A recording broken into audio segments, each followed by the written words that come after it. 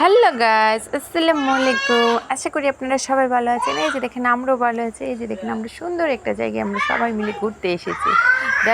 ঘোড়ার দেখে আমার ওয়াসিফ আর আলিফ কতটা খুশি। দেখেন আমার বাবাটাকে কত মিষ্টি লাগছে।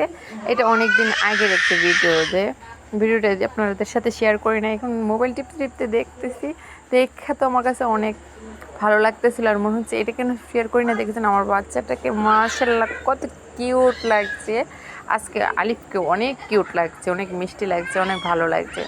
আমরা একটা জায়গায় যাচ্ছিলাম ঘুরতে ওই জায়গা থেকে যেতে যেতে ওইদিকে যাচ্ছি, কিন্তু ওয়াসিফ তো এত খোলামেলা পরিবেশ দেখে, এত গ্রামীণ দৃশ্য দেখে তো ও তো একদম মানে কি বলবো, এই যে দেখেন একদম উচ্ছ্বাসিত, ও এতটা পাগল হয়েছে দেখা, এত খুশি। এই যে দেখেন সবার সাথে ও দূরে দূরে চলে যাচ্ছে।